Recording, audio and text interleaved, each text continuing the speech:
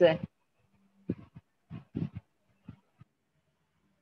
So definitions வந்து யோகா என்பது சித்த விருத்தி நிரோதமாகிறது தான் யோகா.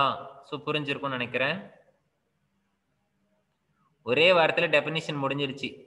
இணைதல்ங்கிறது என்ன அப்படின்னு கேட்டோம்னா, நம்மளுடைய சித்தம்ங்கிறது மனம், அதாவது எண்ணங்கள், எண்ணங்களின் தொகுப்பு தான் மனம்னு சொல்றோம். இங்கிலீஷ்ல டிரான்ஸ்லேட் பண்ணும்போது மைண்ட் அப்படின்னு போட்டிருப்பாங்க, அல்லது தாட்ஸ்ன்னு போட்டிருப்பாங்க. சித்த விருத்தி, சித்த விருத்திங்கிறது சித்தமான எண்ணம், விருத்திங்கிறது எண்ணங்கள் உருவாகுவது.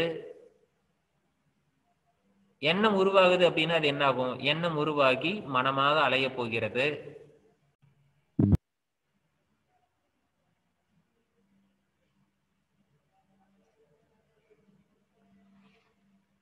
வாழ்க வளமுடன். எல்லாருக்கும் கிளியரா தெரியுதுன்னு நினைக்கிறேன். ஸ்கிரீன் ஷேர்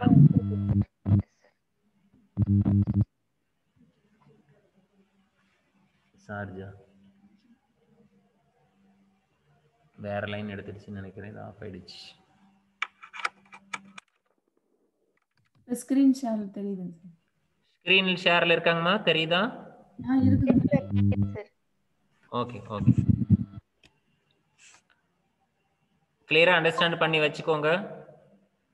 மனம் அலைவது இல்லாமல் போனால் அது யோகா. அதுக்கு தமிழ்ல பேரு மனவளக்கலைன்னு பேரு. அடுத்து வியாசர் வந்து வியாச பாசா அப்படின்னு சொல்லிட்டு பதஞ்சலி யோக சூத்திரத்தை கமெண்ட்ரி எழுதினாரு. அதுல அவர் யோகான்னா என்ன மீனிங் கொடுக்கிறாருன்னா சமாதி அப்படிங்கிறது தான் அவர் கொடுக்குற டெஃபினேஷன்.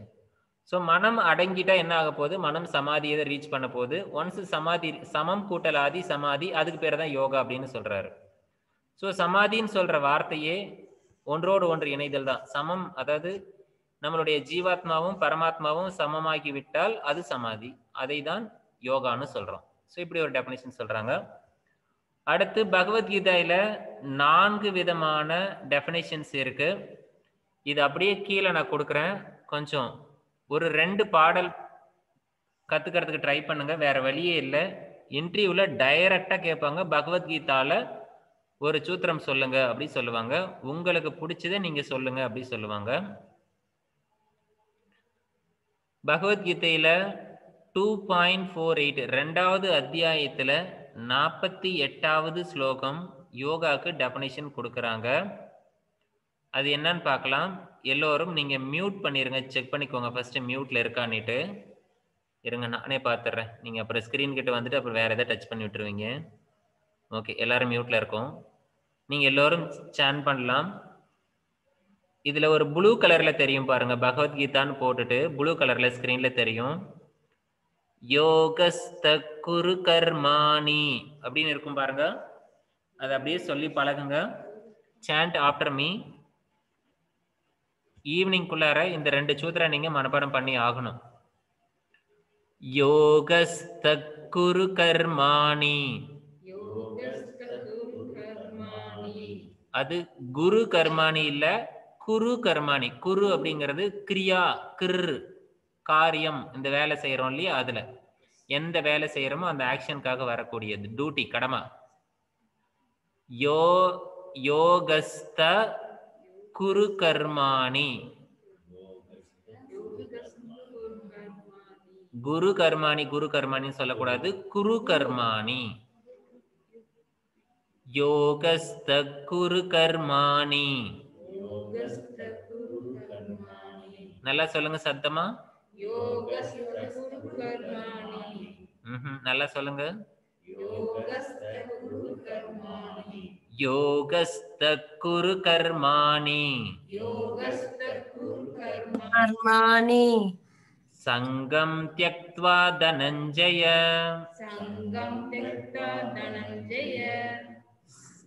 சங்கம் த்யக்த்வா, திக்கி திக்கி இல்ல, த்யக்த்வா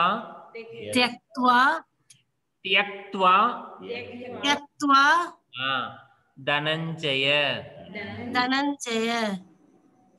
சங்கம் த்யக்த்வா தனஞ்சய. ஸ்ருதி வரலன்னா ஒரு தடவை ஓம் சான் பண்ணிக்கோங்க. யோகஸ்த குரு கர்மாணி யோகஸ்த குரு கர்மாணி சங்கம் த்யக்த்வா தனஞ்சய. சங்கம் த்யக்த்வா தனஞ்சய. ஓகே, இப்போ இந்த லைனை ஃபுல்லா ஒரே வரியா பாடணும். யோகஸ்த குரு கர்மாணி சங்கம் த்யக்த்வா தனஞ்சய. யோகஸ்த குரு கர்மாணி சங்கம் த்யக்த்வா தனஞ்சய. Very good, super. அடுத்து சித்தி அசித்தி இந்த ரெண்டு வார்த்தையும் சேர்த்தி சொல்ல போறோம். சேர்த்தி சொல்லும் பொழுது சித்தி அசித்தி யோகோ. ஸோ அது வந்து இது விசர்க்கம் பார்த்தீங்கன்னா அப்படி இருக்கு. சித்தி அசித்தியோ அந்த ஹாங்கிற சப்தம் யோகோன்னு இருக்கு. ஆனா அடுத்த வார்த்தை சமோ அப்படின்னு வர்றதுனால சித்தி அசித்தியோஸ் அப்படின்னு சத்தம் மாறப்போகுது. அசித்தியோஸ் அப்படின்னு மாறுது அப்படின்னா இந்த சித்தியும் அசித்தியும் சேர்ந்து என்ன ஆகும்னா சித்திய சித்தியோ, சித்திய சித்தியோ சமோ பூத்வா. அவ்வளவுதான், வெரி குட். சித்திய சித்திய சித்தியோ சமோ பூத்வா சமத்வம் யோக உச்சயதே. அவ்வளவுதான். சித்திய சித்தியோ சமோ பூத்வா சித்திய சித்தியோ சம பூத்வா சங்கம் சமத்வம் யோக உச்சயதே. சமத்வம் யோக உச்யதே உச்யதே உச்சயதே உச்யதே உச்யதே உச்சயதே. உச்யதே. இந்த லைனை கம்ப்ளீட்டா பண்ணலாம். சித்திய சித்தியோ சமோ பூத்வா சித்திய சித்தியோ சம பூத்வா சமத்வம் யோக உச்சயதே. சமத்வம் யோக உச்யதே. ஃபுல் லைன் பாடுறேன். சித்திய சித்தியோ சமோ பூத்வா சமத்வம் யோக உச்சயதே.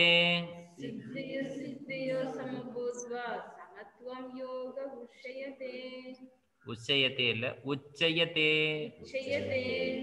உச்சயதே. சித்தி சித்தயோ சமோ பூத்வா சமத்வம் யோக உச்சயதே. சித்தி சித்தியோ சம பூத்வா சமத்வம் யோக உச்யதே.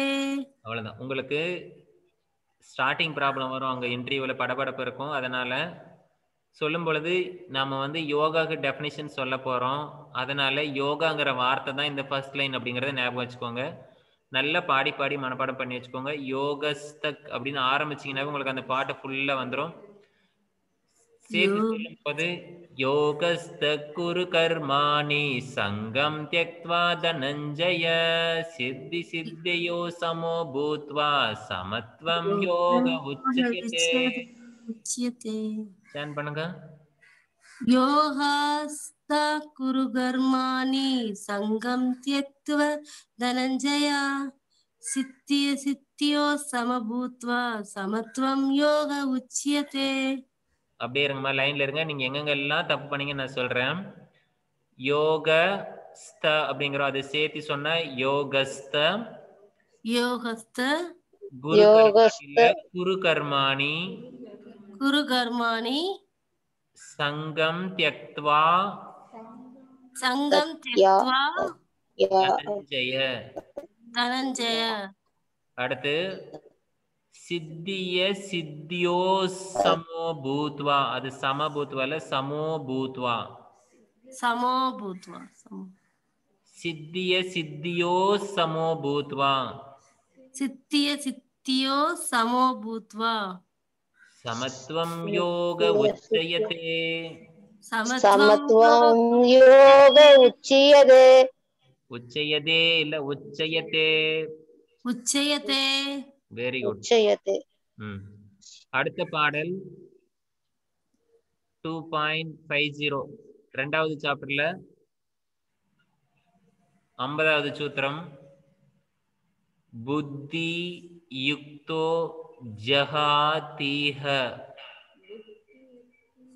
வார்த்தைகள் எப்படி இருக்கு? புத்தி யுக்தோ ஜஹாதீஹ. மியூட் போட்டுக்கோங்க. புத்தி யுக்தோ ஜஹாதீஹ.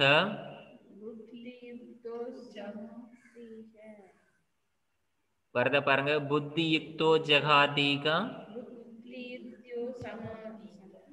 ஜஹாதீஹ. ஜஹாதீக ஜஹாதீஹ. உபே உபே உபே உபே சுக்ருத சுக்ருத சுக்ருத சுக்ருத சுக்ருதல சுக்ருதே சுக்ருதே சாரி சுக்ருதே இல்ல சுக்ருத சுக்ருத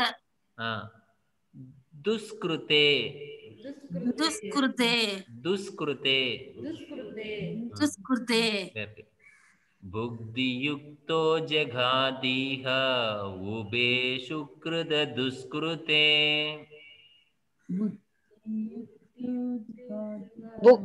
புத்தியுக்தா ஜகாதீஹ உபே சுக்ருத துஸ்கிருதே. Very good. அவ்வளவுதான். அருள்மொழியம்மா கலக்குறீங்கம்மா. புத்தியுக்தோ ஜகாதீஹ உபே சுக்ருத துஸ்கிருதே.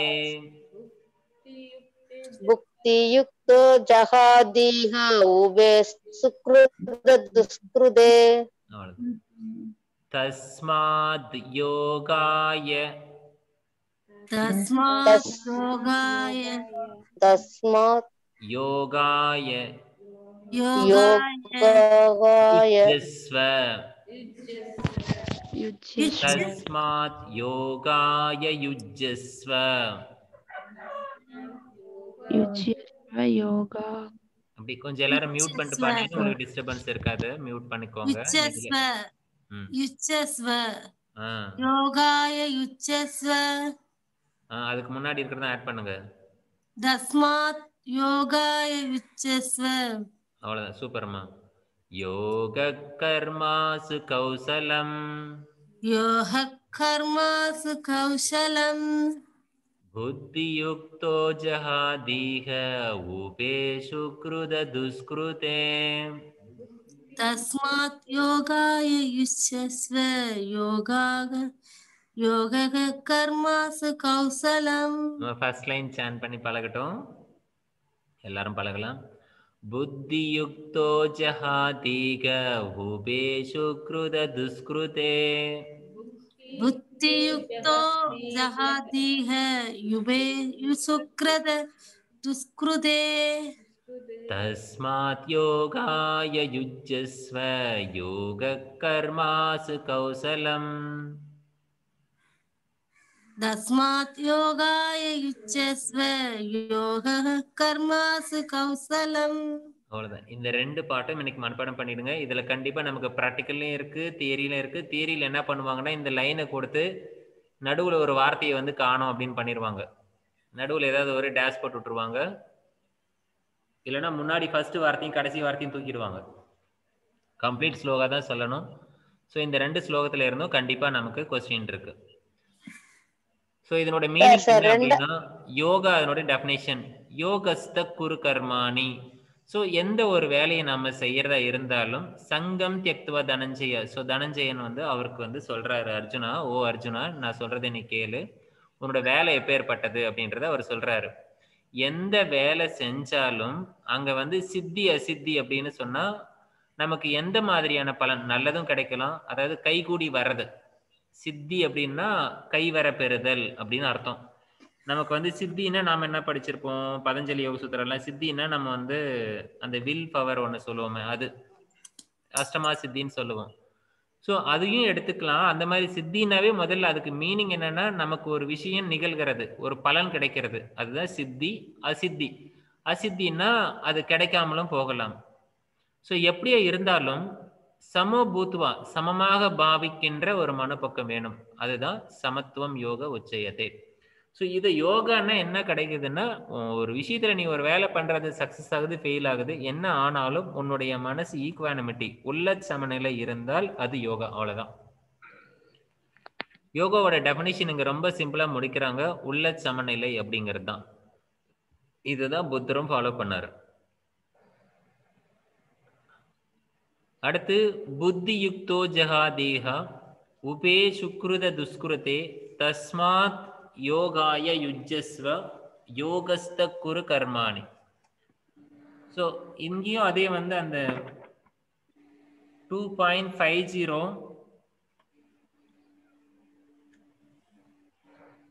புத்தி யுக்தோ அப்படின்னு சொன்னா, இப்ப நம்ம சொல்லுவோம்ல புத்தி உள்ள புள்ள அப்படின்னு சொல்லுவோமா, புத்தி யுக்தோ அப்படின்னு சொன்னா புத்தியில நிலை பெற்றவன். இக அப்படின்னு சொன்னா இந்த உலகம்.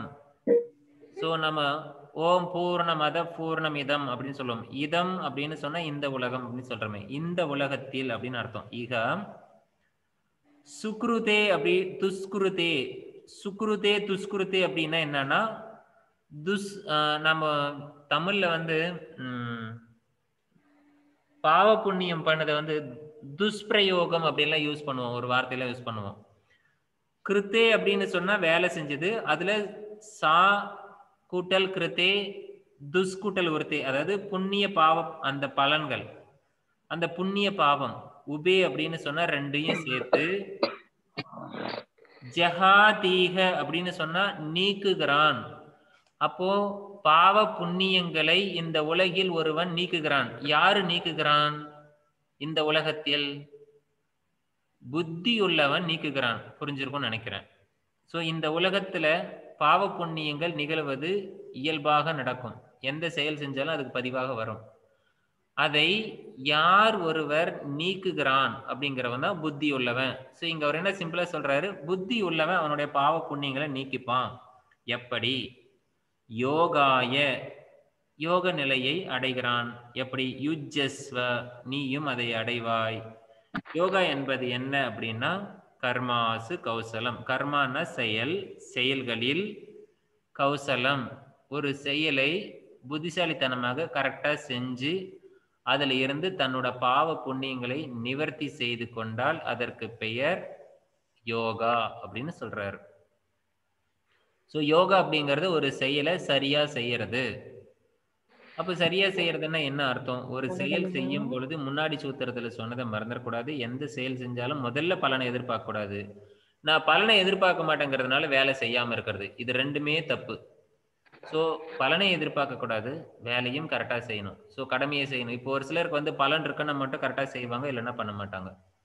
ஸோ அது போல இல்லாம இப்போ பலன் வந்து நமக்கு சர்டிபிகேட் YCB கொடுக்குறாங்க, கொடுக்கல, அது ரெண்டாவது பட்சம். ஸோ முதல் சூத்திரத்தை படி 2.48 பிரகாரம் YCB சர்டிபிகேட் வருது வரலங்கிறத பத்தி எல்லாம் நம்ம கவலை கிடையாது.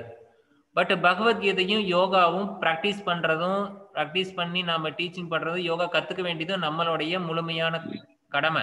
அது 2.50. இந்த ரெண்டு சூத்திரமும் மனசுல வச்சுக்கோங்க. எந்த செயல் செஞ்சாலும் அதற்கான பலனை எதிர்பார்க்க வேண்டாம். நீங்க கரெக்டா பண்ணுங்க. கரெக்டா பண்ணதுக்கு அப்புறம் எப்படி அவன் சர்டிஃபிகேட் கொடுக்காம போக முடியும்? ஒரு வேலை அப்படி கொடுக்கலன்னா அது பகவான் கிருஷ்ணர் பார்த்துப்பார், வாங்கி கொடுத்துருவார். ஸோ சூத்திரங்களை நல்லா சேன் பண்ணி பழகிக்கோங்க, பிசிறு இல்லாம பழகிக்கோங்க. ஏன்னா அங்க வந்து சிம்பிளா ஒரு செகண்ட்ல நீங்க ஒரு டப்புன்னு உங்களுக்கு வந்து பகவத்கீதாவை சேன் பண்ணுங்க நிறுவாங்க.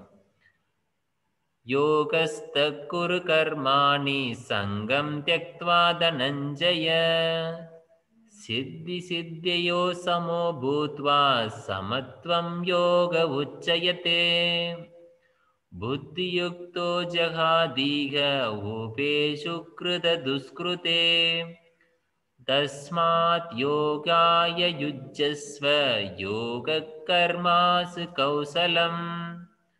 ஸோ நீங்க சேன் பண்ணி பழகிக்கோங்க. பண்ணும்போது மனப்பாட பகுதியை ஒப்பிக்கிற மாதிரி பண்ணாம கொஞ்சம் பாடலா பாடி காட்டுங்க. அவங்க அப்படியே நார்த் இந்தியாக்காரெல்லாம் மயங்கிடணும். அடுத்து வந்து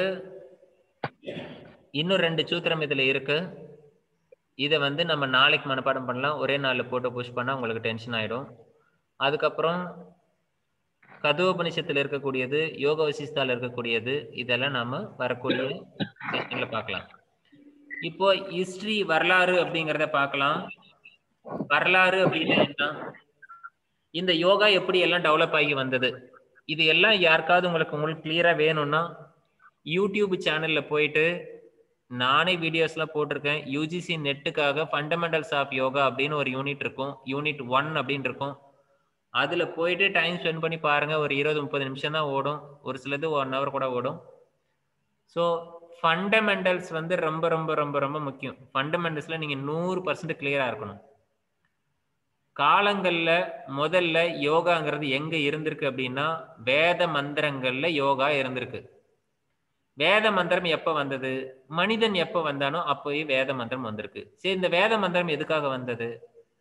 மனிதன் ஒருவன் படைக்கப்பட்டு விட்டான், அவன் எப்படி வாழ வேண்டும் என்ற ப்ரொசீஜர் கைடு தான் அந்த வேத மந்திரம். ஒரு குழந்தையே பெத்து எடுத்த உடனே அது கழுவி கொண்டு போய் தொட்டில போடுறோமே, அந்த தொட்டில் எதுக்கு? அந்த குழந்தைக்கு பாதுகாப்பாக வளர்றதுக்கு. அது போல மனிதன் என்ற பிறவி வந்த உடனே இறைவனால் படைக்கப்பட்ட அந்த அழகான தொட்டில் தான் இந்த வேத மந்திரம். அந்த வேத மந்திர தொட்டில தான் நாம இன்ன வரைக்கும் வாழ்ந்துட்டு இருக்கிறோம். யாரெல்லாம் தொட்டில விட்டு கீழே விழுந்தமோ அவங்க எல்லாம் இந்த கீழேயே இருக்கிறோம். யாரெல்லாம் தொட்டில ஒழுங்கா தாலாட்டு பாடணுமோ அவங்க தூங்கி இறைவனை சேர்ந்துக்கிறோம். அவ்வளவுதான். ஸோ ஃபர்ஸ்ட் வந்தது இது. அப்ராக்சிமேட்டா காலங்கள் நமக்கு தெரியாது.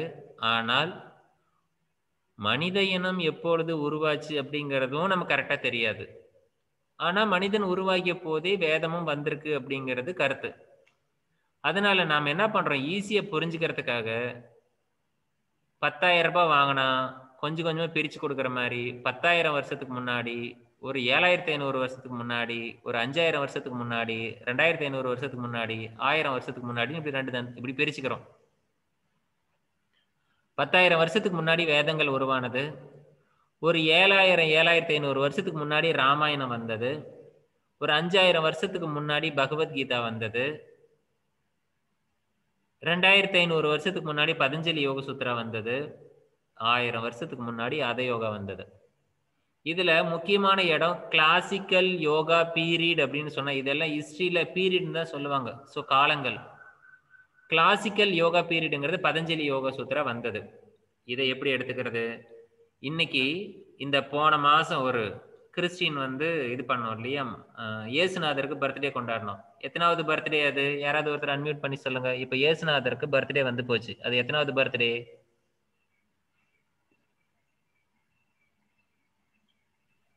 2021.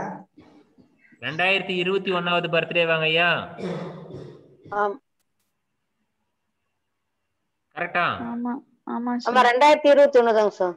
Okay, very good. அவ்வளவுதான். அப்போ 2021 வருஷத்துக்கு, இந்த 2000 வருஷத்துக்கு முன்னாடி அப்ப என்ன சொல்றாங்க? பிசி 5ஆம் நூற்றாண்டு அல்லது 6ஆம் நூற்றாண்டுன்னு சொல்றாங்க. கிறிஸ்டின் வரத்துக்கு முன்னாடி ஒரு 500-600 வருஷங்களுக்கு முன்னாடி அப்படிங்கிறாங்க. அப்போ பதஞ்சலி யோக சூத்ரா வந்து இன்னைக்கு இருந்து ஒரு 2,500 வருஷத்துக்கு முன்னாடி இருக்குமா? இருக்கும் ஐயா. அவ்வளவுதாங்க ஐயா. இதை ஒண்ணு மட்டும் ஞாபகம் வச்சுக்கோங்க. இதுல இருந்து மீதியெல்லாம் இழுத்துட்டு போயிடலாம். நம்மளுக்கு இவ்வளவுதான் கன்ஃபியூஷன் வரும் இந்த ஹிஸ்டரியில. அப்போ 2,500 வருஷத்துக்கு முன்னாடி வந்த இந்த யோகா தான் முதல்ல ஒரு அலைன்மெண்ட்டுக்கு வந்தது. அதுக்கு முன்னாடி யோகாங்கிறது ரொம்ப பரவலா இருந்தது. அது எல்லாராலும் புரிஞ்சுக்க முடியல. ஒரு பகுதியை போனா இன்னொரு பக்கம் வடிவேலு பாயை சுருட்டுற மாதிரி இந்த பக்கம் சுருட்டிட்டு போனா அந்த பக்கம் சுருண்டுக்குது, அந்த பக்கம் நிமித்திட்டு வந்தா இந்த பக்கம் சுருண்டுக்குது. இப்படி மனித குலம் கஷ்டப்பட்டுட்டு இருந்த போது ஒரு பாயை சுருட்டிட்டு போய் ஒரு பக்கம் கல்லை வச்சு இன்னொரு பக்கம் அவர் வந்து நின்றுகிட்டாரு. அது போல பதஞ்சலி வந்து அதெல்லாம் சுருக்கி கொண்டு வந்து 196 சூத்திரத்துல 4 சாப்டர்ல போட்டு அடக்கிட்டாரு. அதுக்கப்புறம் தான் இந்த யோகாங்கிறது ஒரு கிளாரிட்டி வந்தது. அதை கிளாசிக்கல் யோகா பீரியட் அப்படின்னு பேர் வச்சாங்க. அப்ப அதுக்கு முன்னாடி எல்லாம் யோகா எங்க இருந்தது? அதுக்கு முன்னாடி இன்னும் எளிமையா இருந்தது, பகவத்கீதையில இருந்தது. அத பகவத்கீதையில இருந்து இந்த பதஞ்சலி யோக சூத்ரா வரத்துக்குள்ளார குறைஞ்சது ஒரு 2,500-3,000 வருஷம் ஆயிருக்கு. அதாவது பதஞ்சலி வந்ததுல இருந்து இன்னைக்கு எவ்வளவு நாள் வந்திருக்கோ அவ்வளோ நாட்கள் வந்து பகவத்கீதையில இருக்கக்கூடிய 700 யோகா தான் பண்ணியிருந்திருக்கிறாங்க. அந்த காலங்களை ப்ரீ கிளாசிக்கல் யோகான்னு சொல்றாங்க. அப்ப அந்த ப்ரீ கிளாசிக்கல் யோகாக்கு முன்னாடி எங்க போறது அப்படின்னா ஃபர்ஸ்ட் இருக்கிற அந்த வேதிக் பீரியட் அப்படி போயிடணும். வேத காலங்கள்னு சொல்லுவோம், அந்த வேதிக் பீரியட். வேதிக் காலங்களுக்கு அப்புறம் போஸ்ட் வேதிக் காலம், அந்த இடத்துல தான் ராமாயணம் வருது. அதன் பிறகு பகவத்கீதா ப்ரீ கிளாசிக்கல் இருக்கு. ஃப்ரீனா முன்னாடி, போஸ்ட்னா பின்னாடி, அவ்வளவுதான். அதன் பிறகு பதஞ்சலி யோக சூத்திரம் வந்து ஒரு 1500 வருஷம் கழிச்சு அந்த பதஞ்சலி யோக சூத்திரத்துல இருக்கக்கூடிய டெஃபினிஷன் படி ஆசனாலாம் ப்ராக்டிஸ் பண்ணி ஒரு ஆசனா இப்படிதான் பண்ணணும் அப்படின்னு வந்தது. அதுதான் ஹத யோகா அப்படின்னு சொல்றோம். அதை போஸ்ட் கிளாசிக்கல் யோகா அப்படின்னு சொல்றோம். ஹத யோகாங்கிறது பிராக்டிஸ்க்கு வந்தது இந்த 1000 வருஷம் வேண்டுமானால் ஆகலாம். ஆனால் ஹத யோகா எங்க வந்ததுன்னா 10,000 வருஷத்துக்கு முன்னாடி சிவன் பார்வதிக்கு யோகா சொல்லி கொடுத்திருக்காரு. இன்னும் நிறைய பேருக்கு அவர் யோகா சொல்லி கொடுத்த ஹத யோகா டெக்ஸ்ட்கள் இருக்கு. அப்பொழுது சொல்லப்பட்ட சூத்திரங்கள் இப்பொழுது தான் விவரிக்கப்பட்டிருக்கு. ஸோ இதுதான் யோகாவோட ஹிஸ்டரி. இதை நீங்க வச்சுக்கோங்க. ஹிஸ்டரியில இருந்து சிம்பிளா கொஸ்டின் கேட்பாங்க. எதுக்கு முன்னாடி எது வந்துச்சு அப்படின்னு கேட்டாங்கன்னா நமக்கு ஆன்சர் பண்றதுக்கு ஈஸியா இருக்கும். இதுதான் யோகாவோட டெஃபினிஷன்ஸும் வரலாறும். இதை டீட்டெயிலா படிக்கணும்னு ஆசைப்பட்டீங்கன்னா எடுத்து போய் யூடியூப்ல படிங்க. இல்லைன்னா ஹிஸ்டரி ஆஃப் யோகா நம்ம சிலபஸ் எடுத்து வச்சுட்டு நிறைய யூஜிசி நெட்டோட சிலபஸ்ல நம்ம நிறைய கொடுத்துருக்கோம், அதை நீங்க எடுத்து பார்க்கலாம். இப்ப வேதங்கள்னு சொன்னோம். இப்ப அந்த வேதங்களை நமக்கு பிரிச்சு பார்க்க தெரியணும். வேதங்கள்ல எத்தனை இருக்கு? 4 வேதங்கள் இருக்கு. அந்த 4 வேதங்களும் ரிக், யஜுர், சாம, அதர்வண வேதம். ஒவ்வொரு வேதத்திற்கும் என்ன அர்த்தம், அதுல எதை மீன் பண்றோம்? ரிக்வேதம் அப்படின்னா பிரேயர்ஸ், பாடுறது தான். யஜுர்வேதம் சடங்குகள் நாம பண்றோம் இல்லையா, இந்த ஓமம் வளர்க்கறது, காரியம் பண்றது, எல்லாமே அந்த யஜுர்வேதத்தினுடைய இதுதான். சாம வேதம் அப்படிங்கிறது சான் பண்றது, சந்தஸ், மெலோடி. ஒரு பர்டிகுலர் சவுண்டில் தான் இவ்வளவு நீளம் தான் இழுக்கணும், இவ்வளவு குட்டையா தான் இழுக்கணும் அப்படிங்கிறதெல்லாம் அங்கதான் இருக்கும். அதர்வண வேதம் வந்து நம்மளுடைய மேஜிக்கல் சார்ம்ஸ் அப்படின்னு சொல்லக்கூடியது, மெடிசன்லாம் இதுல தான் இருக்கு. ஸோ இதுல உபவேதங்களும் உண்டு. சில்ப வேதம், தனுர் வேதம், கந்தர்வ வேதம், ஆயுர்வேதம், இது எல்லாம் அந்த வேதத்தினுடைய உபவேதம். சில்ப வேதம் அப்படின்னு சொன்னா ஆர்கிடெக்சர், தனுர் வேதம் மிலிட்ரி, கந்தர்வ வேதம் மியூசிக், ஆயுர்வேதம் மெடிசன், இதெல்லாம் உபவேதங்கள். ஒவ்வொரு வேதத்துக்கும் ஒரு தாரக மந்திரம், ஒரு சுருங்க சொல், முக்கியமான ஒரு சொல், ஒரு சொல்லில் அந்த வேதத்தினுடைய ஒட்டுமொத்த தத்துவங்களையும் அடக்கிடுவாங்க. அதுக்கு பேர் மகா வாக்கியம்னு பேரு. அந்த மகா வாக்கியம் என்ன இருக்கு? ரிக்வேதத்துல பிரக்ஞான பிரம்மம், யஜுர்வேதத்துல அகம் பிரம்மாஸ்மி, சாம வேதத்துல தத்துவமசி, அதர்வண வேதத்துல அயம் ஆத்ம பிரம்மம். ஸோ இதுக்கெல்லாம் மீனிங் என்ன, எந்தெந்த வேதங்கள்ல இருக்கு? வேதத்தினுடைய அந்தமோ உபனிஷத்து, உபனிஷத்தினுடைய இறுதி பகுதியோ மகா வாக்கியம். இப்படி இந்த டேப்லர் காலம் நீங்க பார்த்து வச்சுக்கோங்க. வேதத்தை பத்தி இன்ட்ரோடக்ஷன், இதெல்லாம் பேசிக். இந்த பேசிக்ல இருந்து ஈஸியா கொஸ்டின் கேட்பாங்க, நம்மளால ஈஸியா தட்டிட முடியும். ஸோ பிரக்ஞான பிரம்மம் அப்படின்னா இறைவன், அதாவது அறிவு தான் பிரம்மமாக இருக்கிறது, அறிவே பிரம்மம். அகம் பிரம்மாஸ்மி, நான் பிரம்மமாக இருக்கிறேன். தத்துவமசி, அது நீயாக இருக்கிறது. அயம் ஆத்ம பிரம்மம், என்னுடைய ஆத்மாதான் பிரம்மம். ஸோ வேதத்துக்கு அங்கங்கள் உண்டு. வேத அங்காஸ், வியாக்கரமா, சீக்ஷா, நிருக்தா, சந்தஸ், ஜோதிஷ், கல்பா. இதே ஆர்டர்ல இப்படியே மக்கப் பண்ணிக்க வேண்டியதான். நீங்க வாயை திறந்தா வேதங்காஸ்னு வாயை திறந்தா உங்க வாயில இப்படிதான் கொட்டணும். வியாக்கரமா, சீக்ஷா, நிருக்த, சந்தஸ், ஜோதிஷ், கல்பா, இப்படி இந்த 6 வார்த்தையும் சீக்வன்ஸா வந்துடணும். அதுக்கு மீனிங். ஸோ வியாக்கரம்னா கிராமர், ஸோ இலக்கணம், இப்படித்தான் இந்த அமைப்பு இருக்கணும் அப்படிங்கிறது. வேதத்துக்குன்னு இலக்கணம் வந்து கண்டிப்பா ஃபாலோ பண்ணும். சீக்ஷா, எவ்வளவு சப்தத்துல எப்படி ஒலிக்கணும். நிருக்த, எட்டிமாலஜி, ஒரு வார்த்தை எப்படி பிறந்து வந்திருக்கிறது, அந்த வார்த்தைக்கு என்ன அர்த்தம், அதுல எந்த விதமான மாறுபாடும் இருக்கக்கூடாது.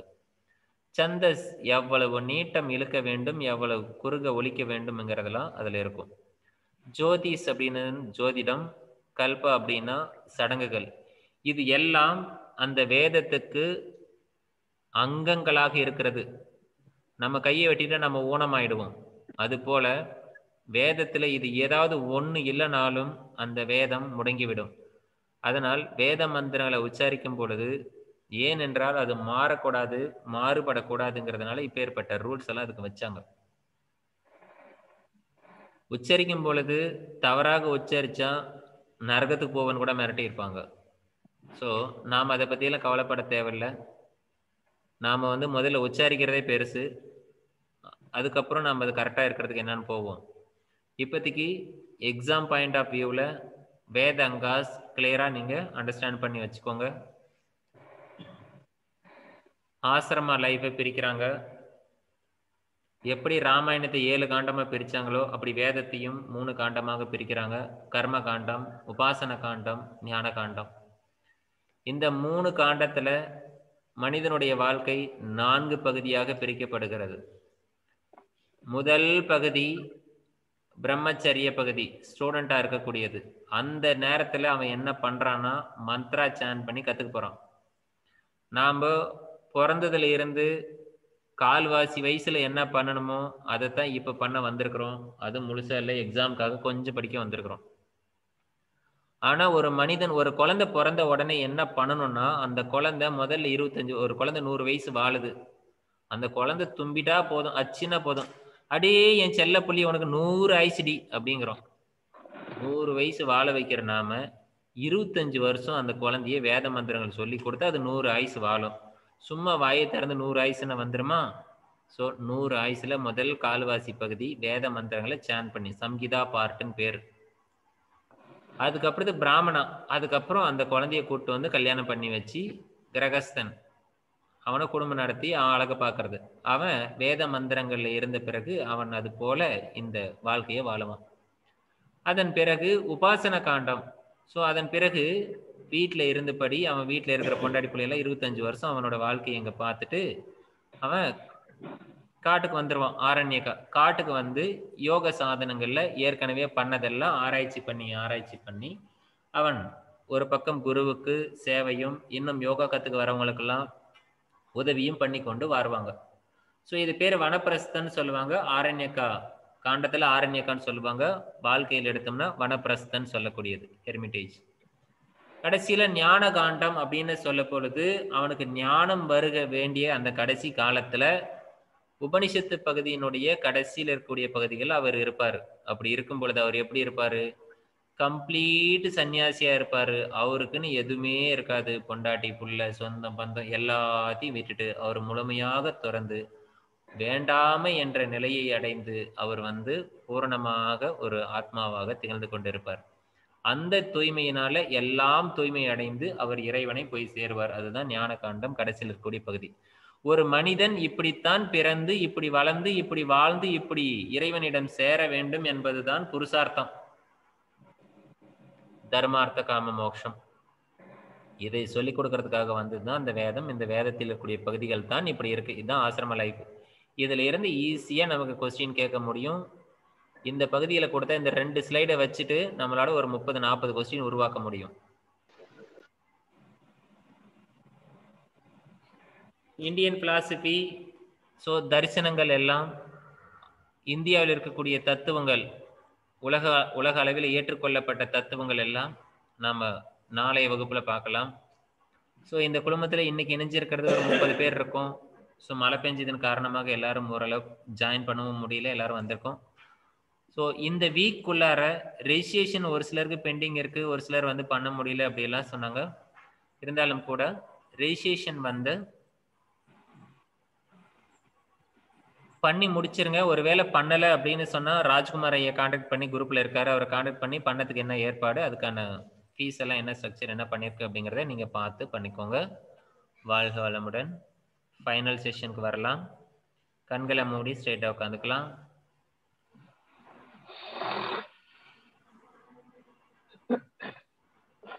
Take a deep breath in and long breathe out. Now take a deep breath and start home.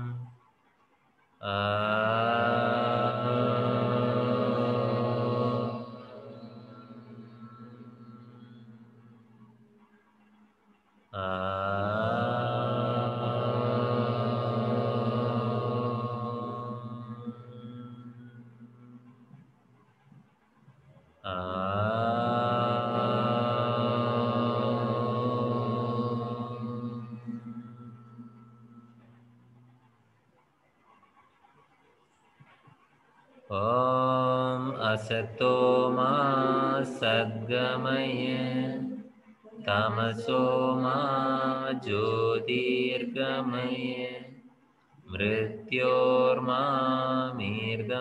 கமய. ஓம் சாந்தி சாந்தி சாந்தி. நிதானமாக 2 கைகளையும் உரசி கண்கள் மேல வைத்துக் கொள்ளலாம். கண்களையே கவனிக்கலாம். நிதானமாக கைகளை எடுத்து கண்களை திறந்து உள்ளங்கைகளை பார்க்கலாம். ஸ்மைல் பண்ணலாம். மங்களம் உண்டாகட்டும். மகிழ்ச்சியோடு இருங்கள், மகிழ்ச்சியோடு இருங்கள். மங்களம் உண்டாகட்டும். சூரிய நமஸ்கார மந்திரமும் பகவத்கீதை மந்திரமும் சான் பண்ணி வைங்க. வாழ்க வளமுடன். அனைவருக்கும் நன்றி. விடைபெறலாம். வாழ்க வளமுடன் ஐயா. வாழ்க வளமுடன். மேடம் வாழ்க வளமுடன். ஏதாவது டவுட் இருக்குன்னா வாட்ஸ்அப்ல மெசேஜ் பண்ணுங்க. வாழ்க வளமுடன். செஷன் க்ளோஸ் பண்றேன். Thank you sir. வாழ்க வளமுடன். தேங்க்யூ. வாழ்க வளமுடன் குருவே. வாழ்க வளமுடன் ஐயா.